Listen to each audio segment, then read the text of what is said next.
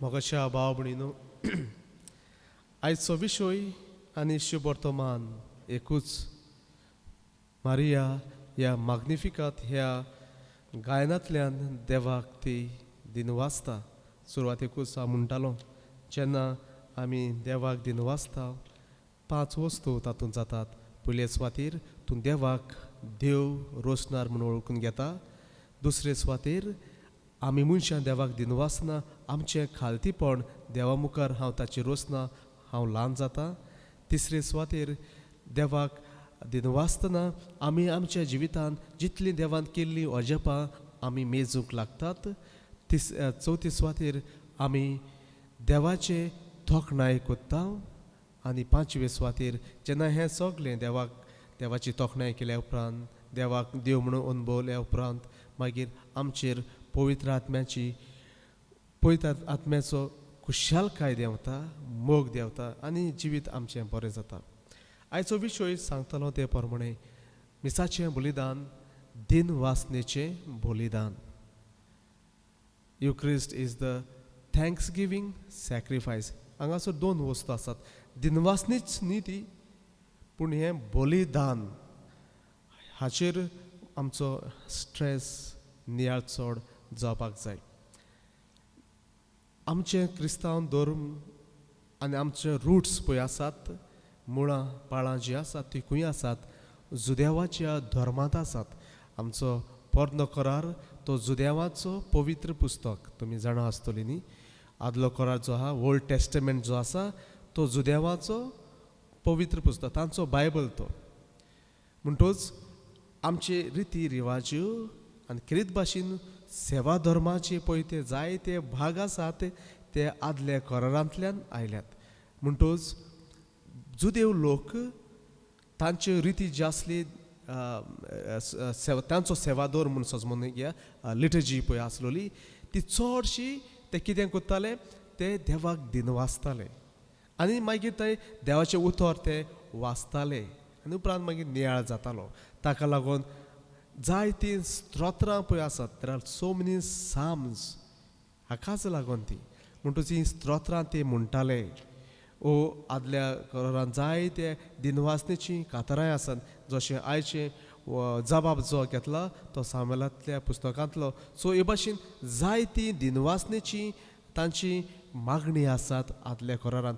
आनी जुदेव लोक दर एक मागणें कोच्च्या आदीं कसलें तांचें मागणें जावं, जेवणाचें मागणें जावं, वो सकाळीं उठले वो कसलेंय मागणें जावं, सदांच ते दिनवासताले. आतां जेजूचे जिविताचेर नदर मारल्यार तुमकां उडास आसतलो.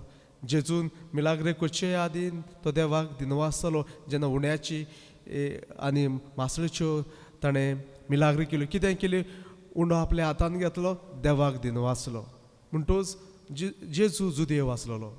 म्हणटच जेजूय जाण आसलो, जुदेवाची रिती चाली, तांची मागणी चडशी दिनवासनेची मागणी.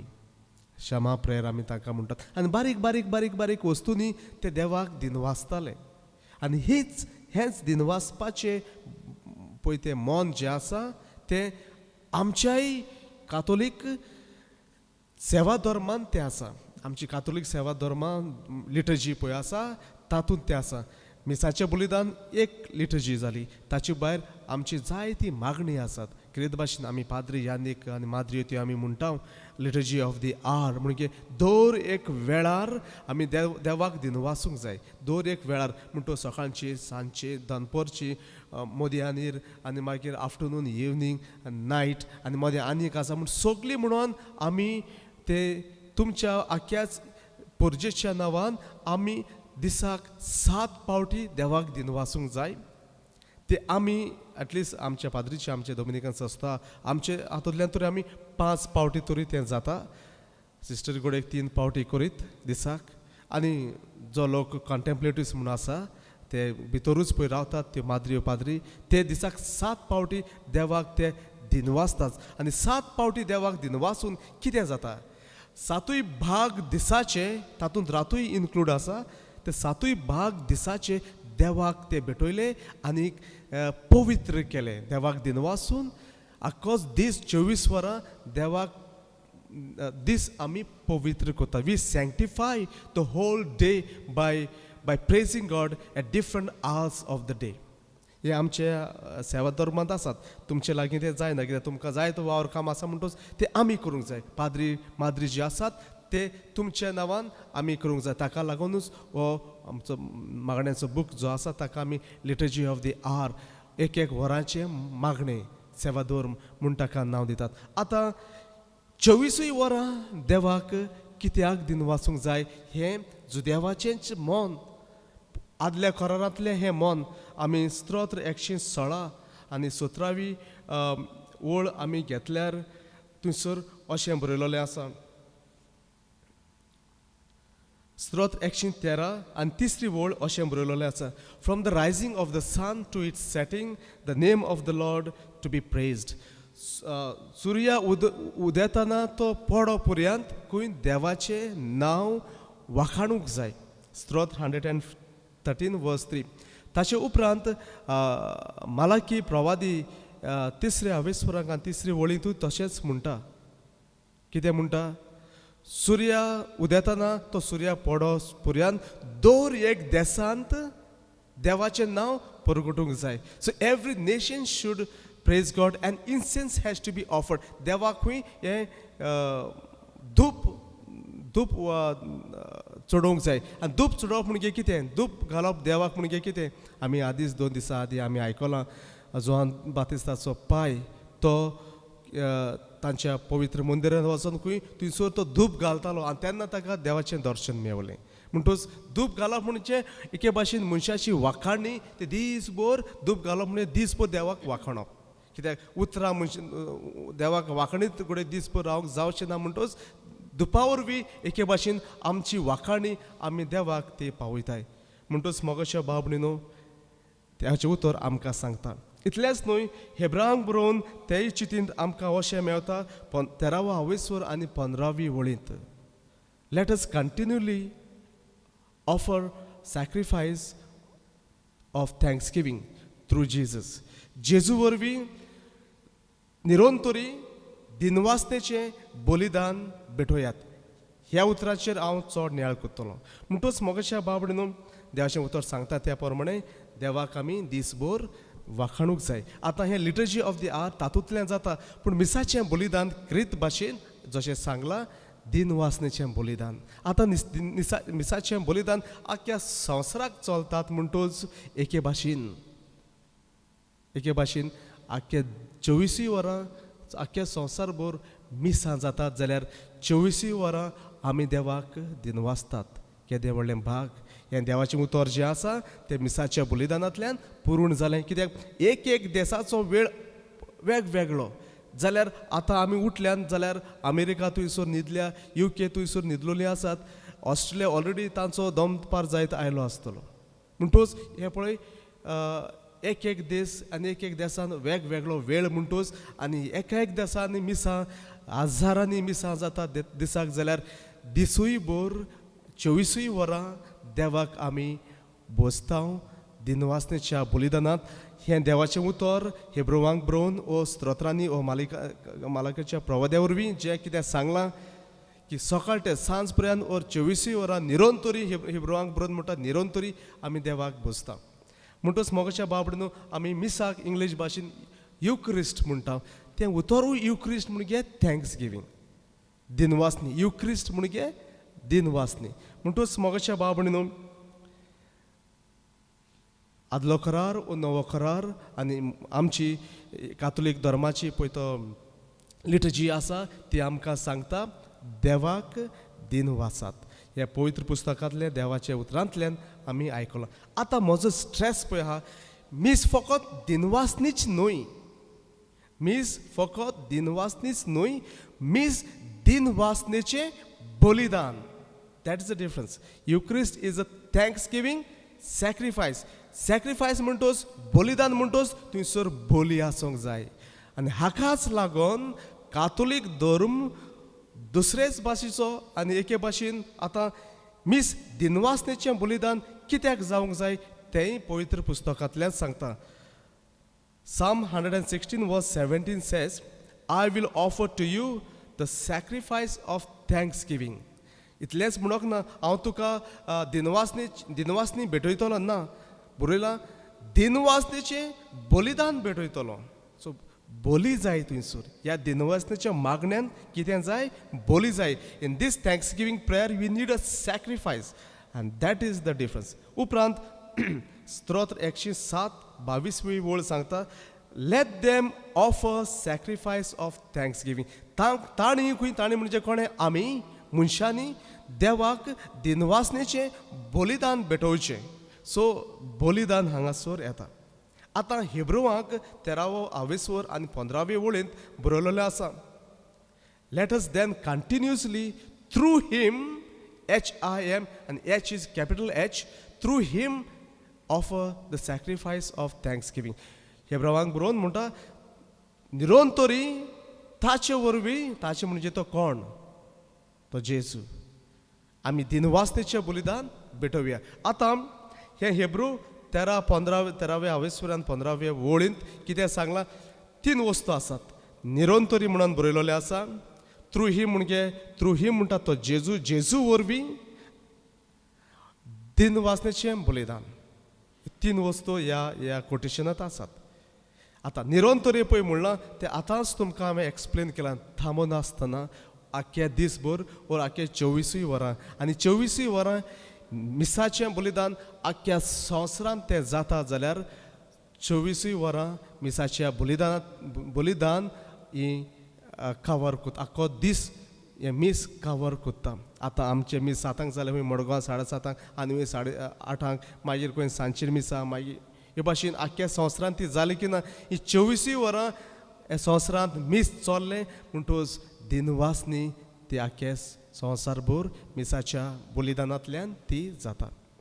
दुसरे सुवातेर कितें बरयलेलां? थ्रू हिम, जेजू वरवीं दिनवासनेचें बलिदान. मिसाच्या बलिदान हें वेगळें आनी एके भाशेन हेब्रावांक बरयल्लें 13 आनी 15 वळ ही पूर्ण जाता. कित्याक ह्या दिनवासनेच्या बलिदानांत आमी खरेपणी जेजू हाजीर आनी जेजूची आमी बोली चडयता. We offer the sacrifice of Jesus on this altar. जे जेजून आपल्याचें बलिदान कुर्सार केलें तेंच बलिदान आमी ह्या आल्ताराचेर कोत्ता आनी हे भाशेन देवाचें उतर आमी पूर्ण कोत्ता. आतां टू बी व्हेरी लिटल अपॉलॉजिटीक म्हणजे कितें? इगोज मातीची शिकवण आमी पुरगड कोत्तात ती दुसरे आमचे प्रोटेस्टंट्स आसात, आमचे बिलिवर्स आसात, आमच्याच गांवांत पासून बिलिवर्स आसात, जायते डेनोमिनेशन बारीक बारीक कितले बिलिवर्स जाला. आतां तांची मागणी कसली? दिनवासनेची मागणी. They have this praise and worship. दिनवासतात, बसतात देवाक, कांयच तातूंत वायट ना. आमचेय कॅरिझमॅटीक ग्रूप आसात, आमी देवाक दिनवासतात, देवाक बसतात. ती फकत दिनवासनी आनी बोजणूच उरली. कितें मिसींग आहा तातूंत? बलिदान मिसींग आसा. कित्याक जेजूचो बलिदान थंयसर ना.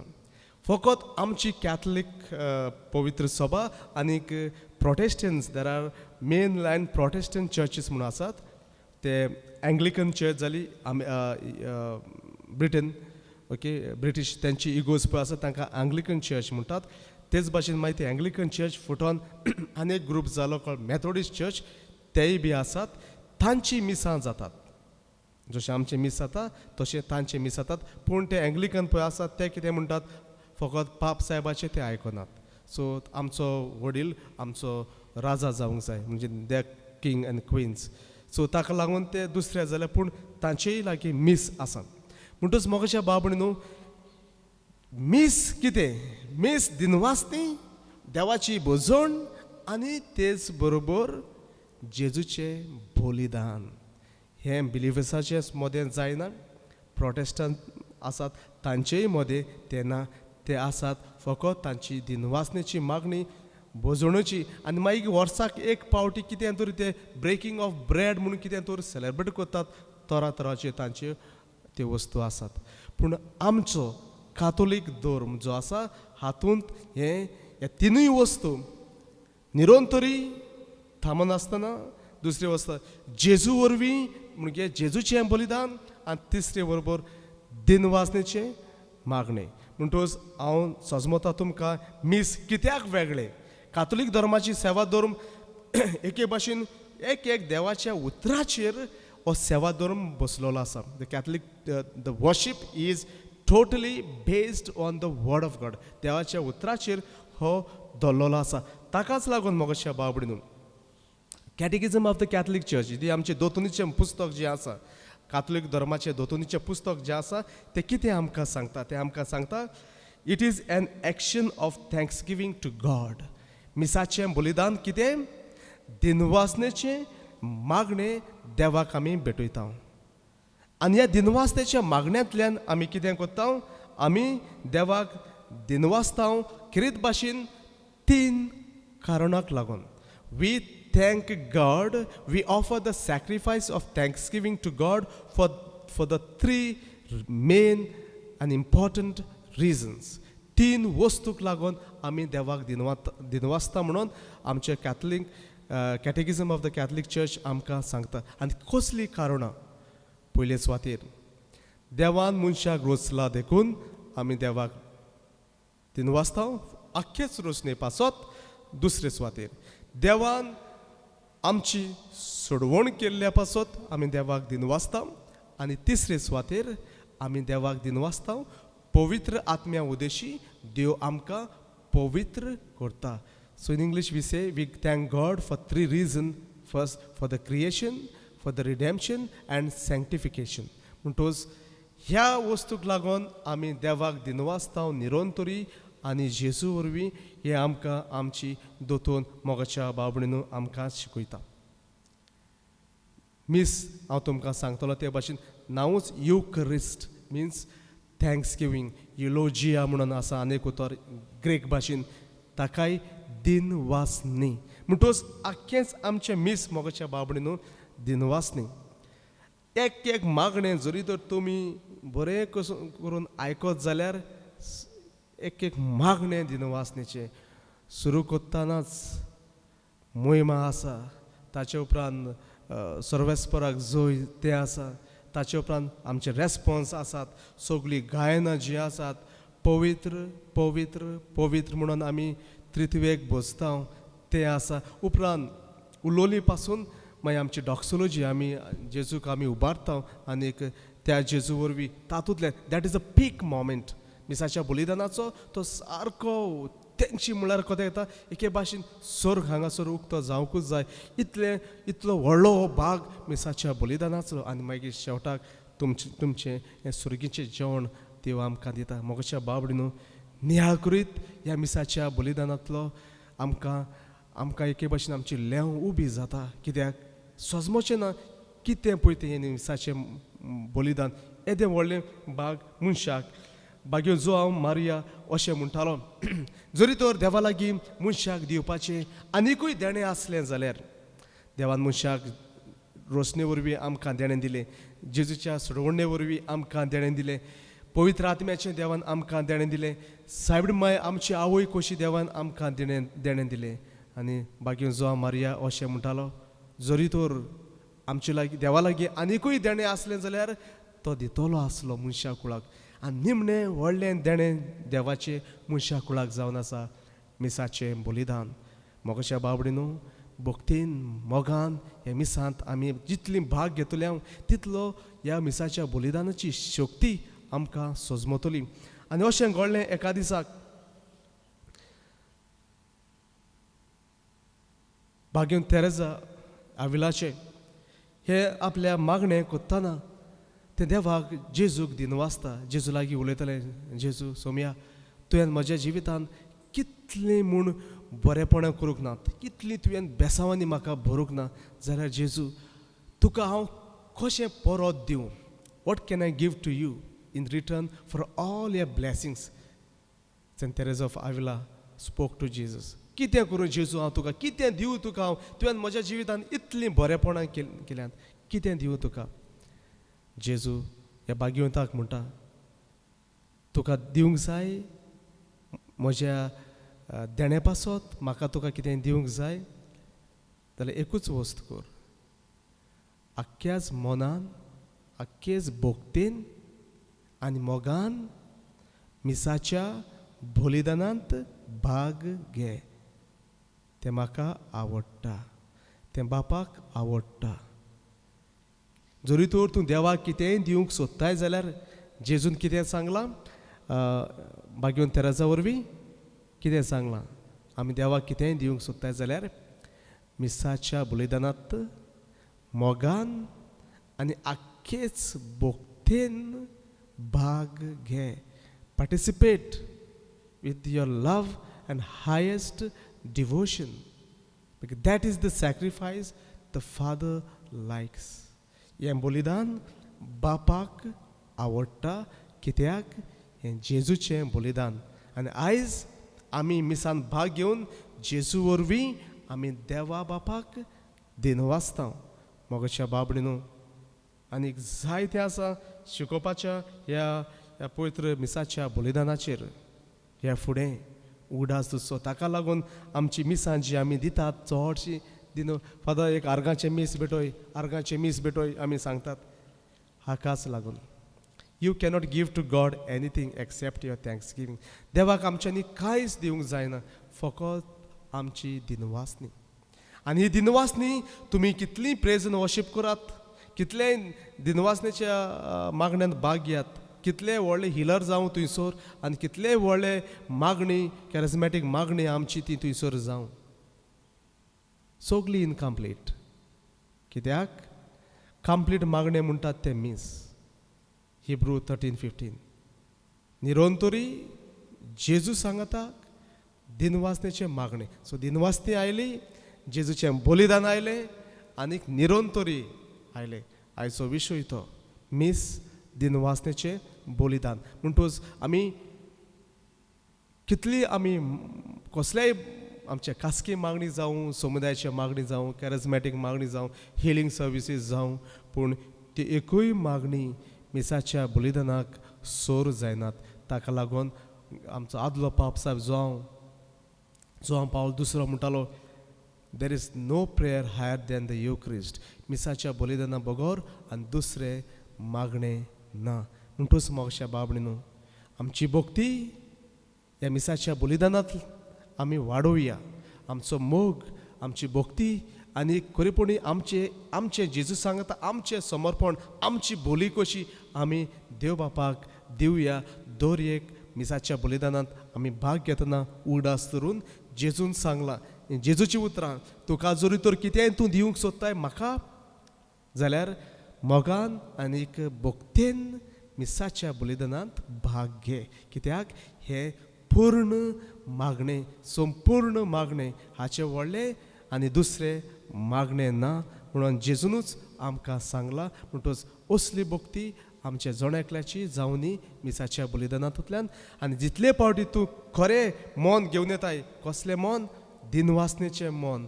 दिनवासनेच्या बलिदानांत हांव भाग घेतलो हें मन मोगान आनी भक्तीन तूं येताय, हें मीस तुका हे उपरांत दुसरेच भाशेन जातलें. Hereafter, the Eucharist will be a unique experience for you, provided you come with your feelings of gratitude, love, and devotion. तुज्या काळजांत हें दिनवासनेचें मन, मोगाचें मन आनी भक्तीचें मन घेवन जेन्ना हांव येता मिसांत, तेन्ना तूं पळय ह्या मिसाच्या बलिदानाची शक्ती तुज्या जिवितांत आनी एके भाशेन तुजो संबंद देवा सवे. तर आमकां सगल्यांक हें मन मागुया.